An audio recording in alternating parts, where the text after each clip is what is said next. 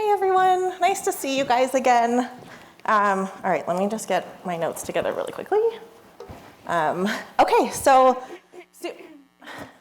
oh, hi Alexis. Hi. Are you, okay, I did see her face up there, but in my mind this was about OKRs, so this was kind of my area, but okay. Oh my God, am I getting fired? No, not getting fired today. We do more than fire people, and this is not HR's secret layer. I actually am not sure why I'm here. I thought you were gonna berate me about my red OKRs and chase me around with that annoying scorecard of yours. Never. I would never do that. And I thought this would just be about my team's engagement scores because I never hear the end of that. I do love my engagement survey. So if we're not here to talk about my scorecard or your engagement scores, why are we here? What do you guys want to hear about today? This is your part of the skit. What would you guys like to hear about today? Okay. I love it. I love it. Okay, then let's talk a little bit about how OKRs and people work together. We are here today to bust some myths around how strategy and OKR teams can come together with the people team to drive both individuals creating thriving careers and an organization's ability to hit its strategy.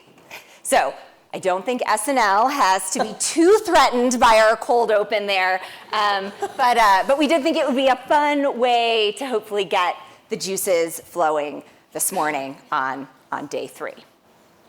So I want to talk just a little bit about Global Healthcare Exchange and what it is we do, because we're going to talk about how we used WorkBoard to drive a significant business transformation. So we heard yesterday from a couple of people about how they are implementing WorkBoard and the transformation of WorkBoard. We're going to take that to the next level and talk about how WorkBoard was used to transform our business and how we leveraged that tool. So we're going to tell you that story. And then the second thing we're going to do is dive into how we had to empower our people leaders to own their own OKR journey in order to make that transformation actually sink into the DNA of our organization. So that's what we're going to accomplish here today. On board? Yes. And there will be an activity. We will not talk for 45 minutes because I just can't listen to myself for that long. I'm not that interesting. So be prepared for an activity at the end. Okay, with that, I want to tell you a little bit about GHX. How many of you have been to a hospital? How many of you in the hospital had an IV, stitches, a cast? Awesome. Those materials were in that hospital and ready for you to receive the care you need because GHX exists. In essence, we are a software as a service business that runs the US healthcare supply chain. So we connect suppliers like Johnson & Johnson, Medtronic, Siemens, to providers like all the hospitals you visited. Shout out, by the way, I hear there's customers in the room. We love you. So excited to be here with all of you today to talk a little bit about the transformation that GHX has been on over the last 3 years and how we leveraged WorkBoard to make that happen. So I'm going to turn it over to Jaclyn, who had a front row seat to that activity. Yeah, so you guys were in the breakouts yesterday where we really dove into some of the resources and the tools and the practice and the process. Because a lot of that nitty gritty, when we talk on stage about strategy, we talk about change management. If you guys are like me, you get home and you think about what you're going to do and impact on Monday, and you're kind of overwhelmed because you're like, okay, that sounds great, but how do I actually do it? How do I roll up my sleeves? So I hope some of those tools will help you, and please feel free to reach out if there's ways we can collaborate and help each other. like Alexis said, GHX has been on an incredible journey partnering with WorkBoard over the past 6 years. We started with, I don't know, would you say 50% executive buy-in for OKRs? I would say, I think that's generous. I mean, 50's generous. I always say it this way, there was a third, a third, a third. There was a third who were like, yes, I love OKRs and WorkBoard early adopter. There was a third of us who were like, I'm gonna be an A student. Like, I just don't know how to be any other way, so I'm gonna learn to do it because I have to learn to do it because my boss told me to. Right. And then there was a third that was like, if you give me one more effing tool, right. Or thing that I have to report in or like keep updated, I'm gonna lose my mind. We're not doing it. Yeah, that's I think where we were. All right, so 50 was generous, and you remember things more fondly, right, than they were. So the reason we're starting at 2023, and I talked about this a little bit yesterday, was we have a new CEO come in, and so just to provide some context, because you guys have been hearing a lot about different companies, but just to orient you back to GHX. So Tina Murphy is our CEO. She comes into 2023. She's a veteran of the company, has been there in various departments, running departments all over the world for 25 years. She steps up as CEO and completely reorgs the company. Like 100% of people in the company got a new job, a new boss, a new team. It was like big. So when I tried to describe to you guys pods and platforms yesterday, I think I realized that I probably didn't make it super real for you. So imagine you have a product like an iPad, and you have an iPhone, and you have an iWatch, and you're all working on things simultaneously. And all of a sudden someone says, well, actually you guys are all gonna work together. Even though you have a bunch of different products, all of product is gonna be on one team, all of sales is gonna be on one team, all of customer success, right? And so all of a sudden everyone had new bosses, they had new processes, they had new working norms. They were really, for the first time, being asked to do things differently with people they didn't know, they didn't trust. So we had a huge change management initiative on our hands that Alexis and her team were navigating us through. So that is truly the change impetus in 2023 that we experienced. So what does that actually mean for our teams? We moved to functional business units instead of the individual business units running like individual companies. We shifted to pods and platforms, which I mentioned, and OKRs were the source of truth for people. They had been using them for several years, but they were being asked to use them differently because now they had to actually care about some other teams' KRs that they originally could kind of put their blinders on for. So the way that I'm going to structure this high-level overview is really just, okay, what was the situation? What was the mud that we were in? What did we wish we know or knew? Because you guys are going through this at different journeys, and so if I can save you the pain, I would love to do that. So where were our blind spots?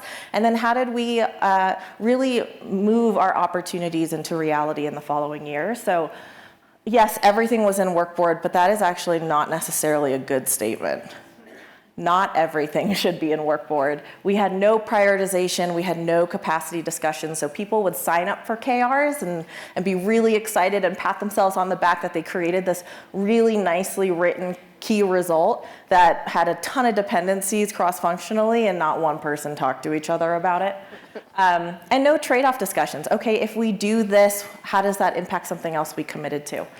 So we knew we had an opportunity to prioritize, and that kind of brings us to 2024. So if 2023 was the year of change, 2024 was truly the year of like, how do we stabilize? How do we propel ourselves to hit our strategic ambition and grow in the way that we know we have the capability to do?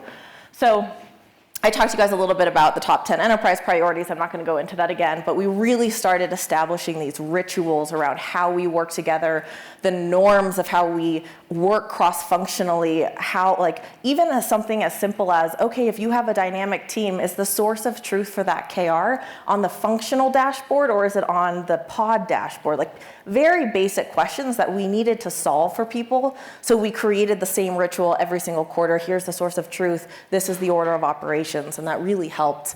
But of course, we had blind spots. So what were those blind spots? Hey, 10 is too many priorities. We talked about this yesterday. That was really overwhelming for teams, not to mention there were a ton of priorities that were not necessarily in our enterprise top 10. Here's the other, I think, key thing that I imagine will resonate with lots of you is when you're in a functional team, let's take cyber. I'm guessing most of you have cybersecurity departments, yes? So the cyber team has their own set of objectives that they need to accomplish for the business that are probably set by the audit committee of the company. And so they go out and they're like, yes, we're gonna focus on these top 4 OKRs for the year. And then every single product has some level of cyber that they need to meet. And so the cyber team is like, hey, here's product, what we need you to do so that we can hit our OKRs for the audit. And product's like, wait, our cyber roadmap is this, I need you to do this. And there's this finite team of cyber people. And we're not gonna like take $1 million more and go invest in a bunch more cyber people. And so we really had to start having these prioritization. And for those of you in the room who sit at tables that I sit at, capital allocation to those priorities. Those have to be matched up, and you can iterate through the quarters, but you have to take time at the beginning of the year. We start next week, by the way, planning 2026 priorities and capital allocation. Like, you don't start in January, right? So this is really important that you really start to align both the OKRs and the dollars behind those OKRs. That's right. And those are tough conversations. Those are conversations people don't want to have. And it really opened the door to have those. And candidly, to set myself up for success in a minute, they don't have the skills to have those conversations. They don't want to have them because they're uncomfortable. Part of the reason they're uncomfortable is because we don't teach people how. We just assume, oh, you got promoted into a manager role. Surely you know how to have a difficult conversation with someone who works somewhere else in the organization. Ha, ha, ha. Right. So we, despite some of these change management, people, really culture building moments that we knew we needed to do better in, we actually had incredible 2 years. And so we ended up hitting double-digit top-line growth in 2025. Super exciting, yes. And that is truly, we believe, because of the strategic execution and alignment that we started building the foundation of in 2023 and 2024. So as you guys know, I talked about this yesterday. I think the quarterly strategic execution workshops were a huge point of alignment, but also transparency that we've kind of evolved through the year with. We created our senior leadership team, which is basically the senior leader, the senior vice president who owns the functional groups that are actually getting the stuff done. And so they were really focused on how do I remove roadblocks? How do we make sure we're talking? And we really realized that while executives set strategy, it's the senior leadership team enabling their managers to make this all successful and make this happen. Jaclyn's being super nice. This was an incredibly humbling moment for the executive leadership team. So we know everything about everything. We have big titles, we've done your job. We know what it's like to run that team. So not only do we feel good about setting strategic direction, we feel really good about setting and prioritizing the top 6 glass balls. We have all the authority in the organization to set capital against that. And then we're gonna tell you how to go execute. That's where the teams who work for us came back to us and said, with all due respect, you have all the knowledge in the world to set strategy. You have all the knowledge in the world to set and prioritize the OKRs and to allocate capital. Now get out of our way and let us go execute those and stop telling us how. Don't write my KRs for me. And we were like, oh. Really? They're like, you're not close enough to it anymore. And so it was a legitimately humbling moment, and we took a good hard look, and we were like, oh yeah, totally right. They're totally right. And so we both established an SLT and empowered them, once we allocated the capital to them, to then distribute that capital cross-functionally to the resources they need. And it has, I believe, made all the difference in 2025. Yeah. And that was a big moment for us. We actually had, I remember this vividly with one of our pods. She came to me and said, we have decisions that we need to make, but we don't feel like we have the power to make them. And that was the opposite of Tina's design of enabling pods and platforms to make decisions quickly. We need to act faster, be more agile, communicate more. That means you can't go up the chain every single decision that you have to make. And so we had this aha moment that has really just propelled us forward this year. And I think leaders like their jobs more. I do. Blind spots that we did have. Okay, so we have these great 6 glass balls that I talked about yesterday. Okay, what's the scope of them? There's a lot we can shove under there and put it under this powerful umbrella of my CEO's glass balls, and therefore I have the weight of my full leadership team behind me to execute on them. Okay, well, let's get a little bit more careful about what that means, because it meant a lot of things fell off that probably shouldn't have. And vice versa. We were working on things that maybe we wouldn't have prioritized. Slowly, as I told you guys, we started not needing the execution workshops. So in Q4, I think this is a huge win. We figured out how to work together and align earlier, so we don't need these full day long alignment workshops, because we started building that muscle and training us just how to communicate better. Muscle trust.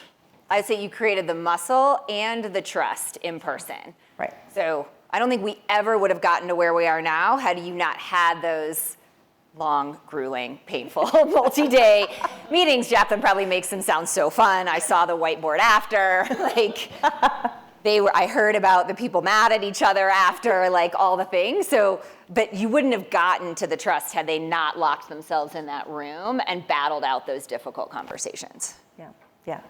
So I'll just close out here so we can get into the good stuff, the people stuff. I think our teams have been on this 6-year journey. I would say the last 3 years have been the most enlightening, not from a transparency perspective, because I think WorkBoard helped us get us there from 2019 to 2023. I would say 2023, 2024 was truly around not just transparency and visibility, because we had that with KRs, but really radical prioritization and alignment, which is truly the linchpin to pull us forward to then go execute, I'm not going to say flawlessly, but really execute well. Yes, more effectively. So with that, I want to get into how you're using strategy execution and empowering people. Yeah, great. Thank you. Awesome summary. Makes me feel so proud to see it up on a slide like that. When you were in the heat of the battle, it did not feel that pretty. Right? So, sometimes the fruits of the hard work really does pay off. So one of the things that I believe our partnership with WorkBoard has really done for GHX is teach us as leaders and managers the key skills and processes that make OKRs real and make the system valuable. The system does not make us good at process or make us good leaders. The system accelerates our ability to implement the process and be good people leaders. But the system is a tool we use to make us better. I believe the biggest fallacy is I'm going to implement WorkBoard and everyone's going to just get it. Everyone's just going to be good at OKRs because we have this really cool tool with AI coaches and scorecards and workboards, and it's going to be amazing. And I will tell you, I believe fundamentally, you still have to get in a room and have the debates about prioritization and resource allocation and what do you say yes to and what do you say no to and how do you keep those teams that you're saying no to motivated to still be excited about the work that they're doing, even though it's not a glass ball. That is true, hard leadership work. When you do that work, and then you put it in the system, and then you track it and you escalate risk, and we use as an executive team the AI summary. It goes out every Friday, and we have our executive team meeting every Monday at 9, and the one thing we have to do before 9 a.m. on Monday is read the AI summary of where our OKRs are read, and if you own a glass ball, if you're on the executive leadership team and you own a glass ball and it's in the red, you are the agenda for Monday morning's meeting. We don't write an agenda, prepare a bunch of PowerPoint slides, work all weekend. We get the AI report out on Friday, and that is our management team agenda for Monday. And so we use the system because what's in the system is quality. It's been debated, it's been vetted, it's been pressure tested. And the only reason that is true is because we have empowered our people leaders across the business to own their OKRs, the resources they need to get them done, and they are accountable and own the execution of those OKRs, and they know it. And they know it. So these are the leadership skills I believe an OKR-enabled organization need to be effective. First and foremost, the big blue box. If I sound like the Peanuts teacher, this is where I want you to turn me back on and listen. If you do nothing else for your people leaders, teach them the skill of pulling the golden thread.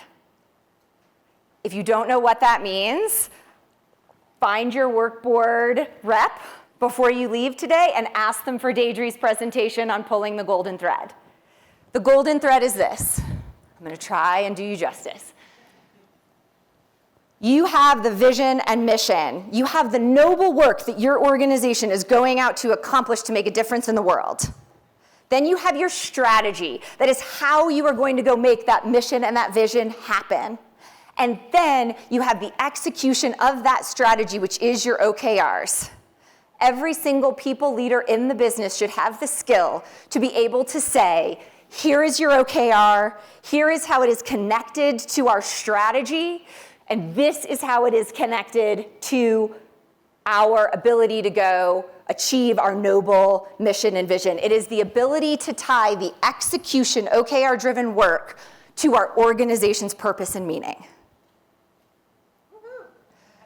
Do you? Why does that matter? HR professionals in the room, I know you know this. It matters because when people feel engaged and connected and committed to the purpose of their organization, they know their work is valued. And they feel fulfillment, which is actually when people say happiness and engagement, what they mean. They are fulfilled in their work because they know it matters, and they will give you discretionary effort and work harder. It accelerates the entire performance of your business. Ranju Gulati wrote a book called Deep Purpose. He's an HBR professor who also we have the privilege of working with at GHX. In his latest research, he found that organizations whose employees are connected to purpose, to the deep purpose of their organization, have 6 times greater financial performance.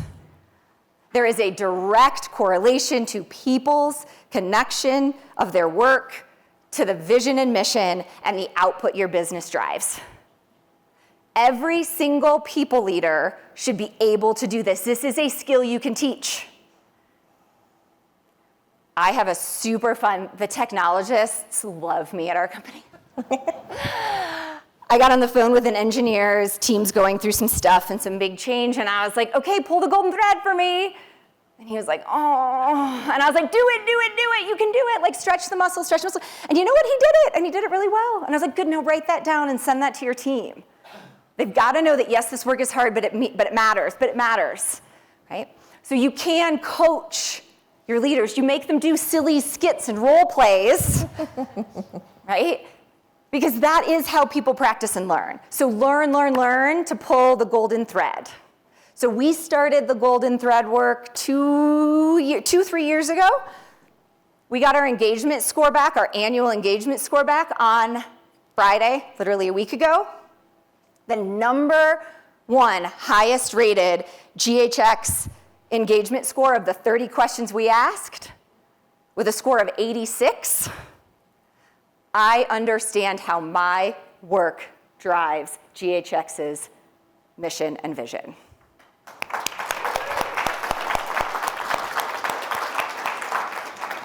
I believe fundamentally, and by the way, 91% of our employees responded, so it is statistically significant.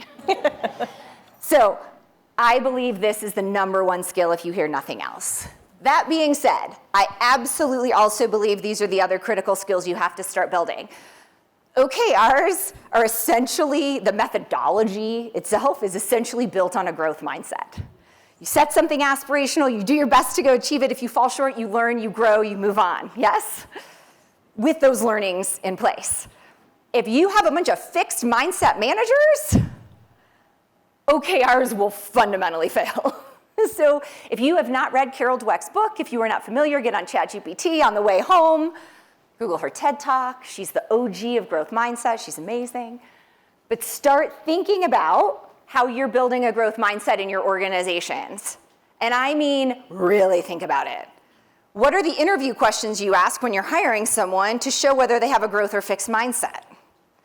How are you rating your people leaders in their performance reviews around their fixed or growth mindset or their team's fixed or growth mindset? Know behaviorally what a fixed and growth mindset looks like, and talk about it, talk about it, talk about it, train it, train it, train it. I fired a leader last Friday because he couldn't get on the growth mindset bus. He just couldn't. So he didn't fit in our organization anymore. You have to make the hard decisions to make this stuff matter. Healthy boundaries, great article out of HBR. How do you get to a strategic yes and a well-reasoned no? This was the favorite content at our People Leaders Summit in 2024. This is about teaching individuals to have capacity conversations in a respectful way. This is about teaching that frontline manager in IT who cannot handle one more thing but has a C-suite executive saying, I just need to add one more thing to your plate. This is about teaching them to say, then what do you want to come off? Very empowering. Candid conversations. Like, this is like, how do we have respectful, real debate instead of faking a yes in the room and then going out and really saying, yeah, I know we said we'd do it, but we don't really have time, so we'll do that next quarter or the quarter after. But I just didn't want to get into it. I didn't want the political drama. I didn't want them to escalate to their boss and my boss and have the C-suite in my business. So I just pretended to commit, but we're not really going to do that. OKR literacy, you guys have all talked about this. People gotta know how to write them well, outcomes versus output, which by the way was my personal struggle. I'm still working on it, it's okay. And then slow down to go fast. Make sure that you have the right cadence, the retros, the resets, the realistic capability. You heard a lot about that yesterday, but these are skills. These are skills that just because you have the system doesn't mean your people know how to do. Our CEO mandated in 2023 that each of her direct reports have an OKR coach for 6 months, 2 quarters.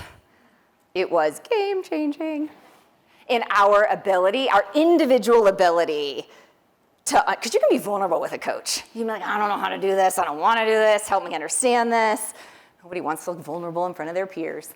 So, they really, really did help us drive at the executive level our KR literacy and the cadence piece, and then that helped us role model that to the rest of the org. So that was really effective. Okay, so pull the golden thread. That's really the only thing you have to remember, but if you want to go, 201 level stuff, those are some other skills I think are really important to build across your people leaders. Okay, yesterday there was a question in the room that said, how are you, it was to I think her name is Essie, and she was from Asset Mark. Great presentation, loved it. They asked, how are you tying OKRs to comp? I don't know how WorkBoard feels about this, but I'm gonna tell you how I feel about this. You can tie OKR proficiency to a performance review. I loved the 3 that she gave. It was the mountain, right? Are you good? Can you write a good OKR? Are you following cadence? Do you understand how to do OKRs well? I believe that's a competency that your people leaders should have, and I believe you can make that part of their performance review. You can make that a required part of their job as a people leader in your business, and that directly affects comp, right? I do not think tying OKR outcomes to comp is smart, because in 25 years of HR, if you tie their comp to it, they will sandbag it. Full stop. You will not have one red or yellow OKR ever. And the spirit of them being aspirational, the spirit of using OKRs to push you beyond what you think you can actually accomplish will die. Like, not a slow, painful death, like a sudden, abrupt death. If my comp is tied to it, I will not fail at it. And so you lose your growth mindset, and you lose, I think, what is the true essence of what makes OKRs really fascinating. So, my 2 cents on that question from yesterday. We can have that debate. I love a good debate, so happy to have it if people disagree. But that's my take on those of you who are struggling with, hey, how do I tie comp and OKRs together?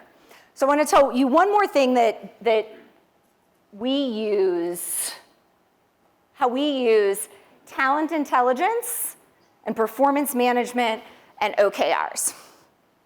How many of you in the room, if I say a 9-box performance management, how many people, okay, not very many. Okay, I'm gonna take a few of you. Okay, 2 seconds. A 9-box rates your employees on 2 spectrums. Performance over time at the organization and future potential. So performance over time is how well are they delivering against their job responsibilities and any special OKR projects or anything else you've assigned them to. How's their work product? And potential is what's their EQ, IQ, and ambition to do more. What's their capacity to do more for your organization?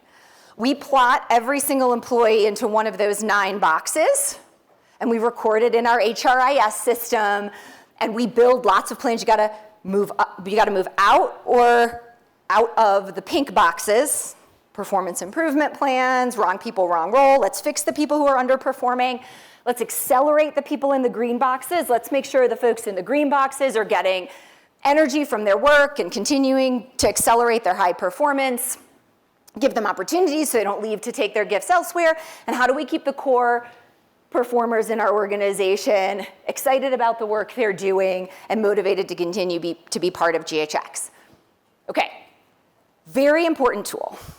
So as I mentioned, executive leadership team is gonna go sit next week the glass balls. We're gonna go set the glass balls for 2026.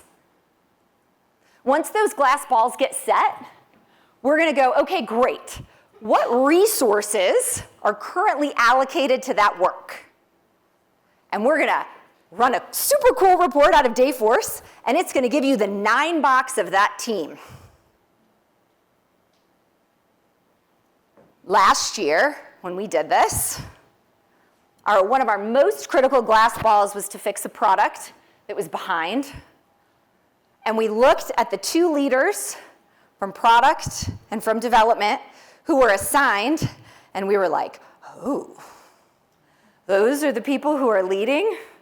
Or, oh, what, they're pink people on one of the most critical initiatives in our business?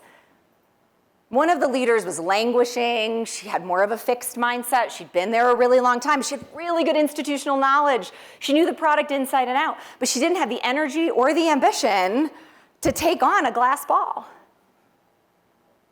Funnily enough, one of our not glass ball products, but still an important product, we'd acquired it through an acquisition, had a rock star up-and-comer, tons of energy, excitement, wisdom, was growing like crazy, was ready for the next challenge. We swapped them. We swapped them.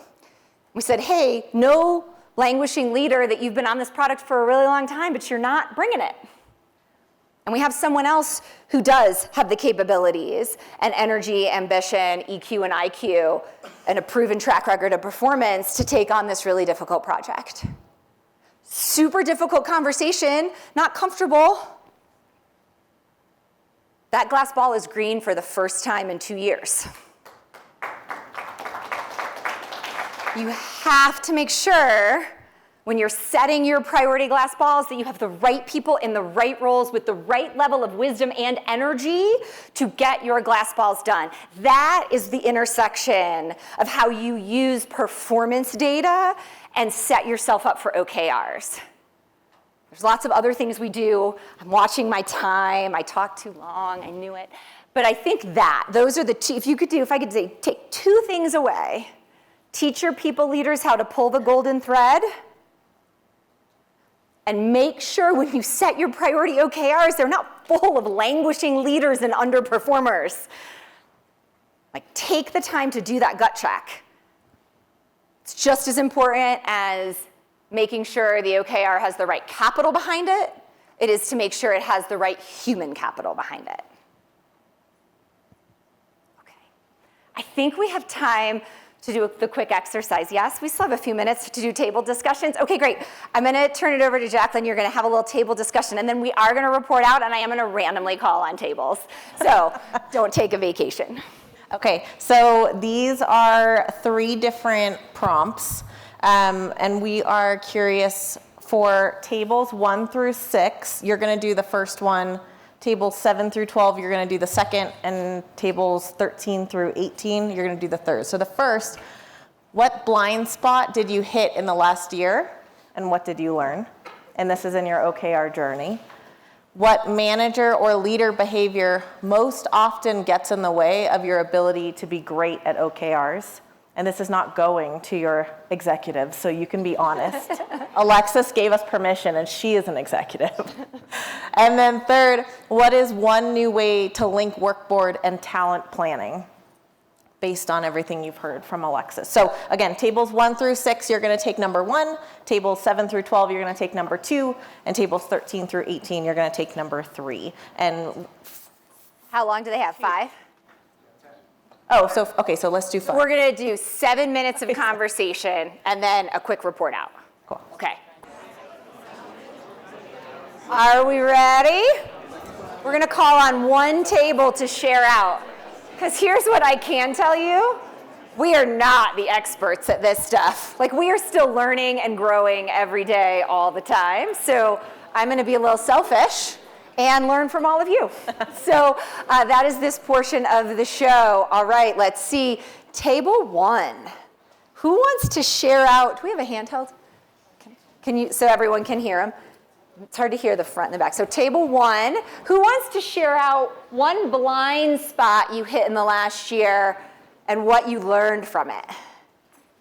All right, we had a couple. I'll speak on behalf of my table mates here. The secret priorities that exist at the development feature team functional level, that they know what their top priorities are, but they do what they're being told on the side. And the same thing for our company. It's more of OKRs because we're transitioning and only doing OKRs within IT and product. It becomes an exercise of just documenting what they're doing already for their executives, because that's what, or their stakeholders, that's what they're being told to do, because we don't have total alignment. Yeah. What's like one thing you're going to try after coming out of this conference? I know I'm putting you on the spot. All right. So I did the secret priorities, and you know, part of the reason I'm here is, like, we have transparency at the upper levels, but then it gets a little cloudy underneath, and it's like, how do we bring transparency so that we force the visibility of the secret priorities up and into the normal prioritization. So that's what we're going to try to do. Yes, that's awesome. Good luck. I'm excited to see you on the stage next year telling us how you did. Yeah. That's good. All right, let's do, how about table 8? Where's table 8? 8. All right, yes, table 8. What manager or leadership behavior most often gets in the way? Oh, Vanessa, you're... Okay. We were having a discussion around cross-functional priorities and dependencies, and how each service line and shared service knows their priorities and they're executing against those. But the hard, like, radically candid conversations around the trade-offs in terms of the prioritization and the dependencies are where we're struggling. So that's something that I think you called out in your presentation to Alexis that we're working on today. What are you going to try? We're going to try exactly what you said to do, which is we're getting together every Monday as a leadership team and automating with AI those updates on Friday, and then discussing those red and yellows together. And we're not going to waver from our operating rhythm, and we're going to make sure that it's standard and repeatable. Woo! That's awesome. Awesome. All right, table 12, because it's my husband's favorite number and it's our wedding anniversary today. I know, he's really excited I'm here. All right, table 12. What is one new way you are going to link workboard and talent planning? I think they did number 2. Oh, you did number 2. I can't do math. Girl math. Okay, table 14.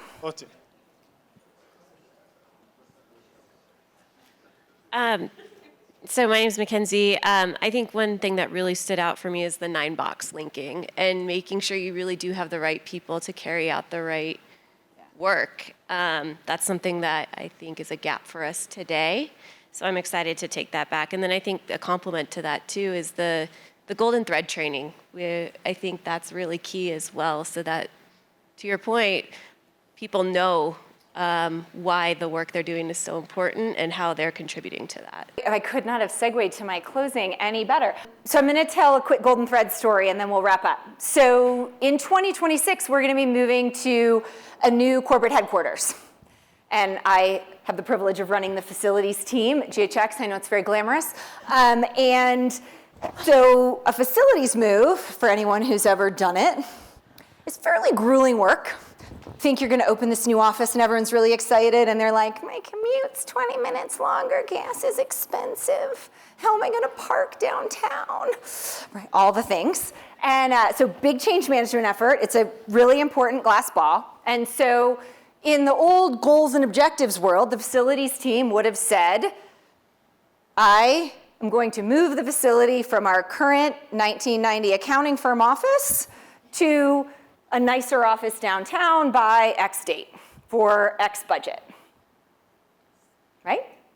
My facilities team is inspiring collaboration and innovation to enable our product and development teams to deliver the products our customers need in order to deliver quality healthcare for all.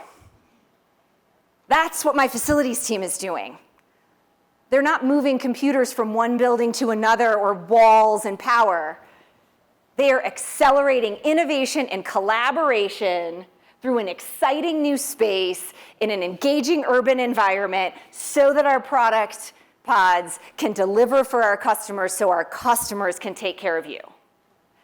That's the golden thread. Totally different level of energy on my facilities team. By the way, totally different level of engagement from our grumpy engineers. Because they're going to get a cool new space to innovate and collaborate to deliver for our customers. Awesome. Thanks for your time today, everyone. It was really fun.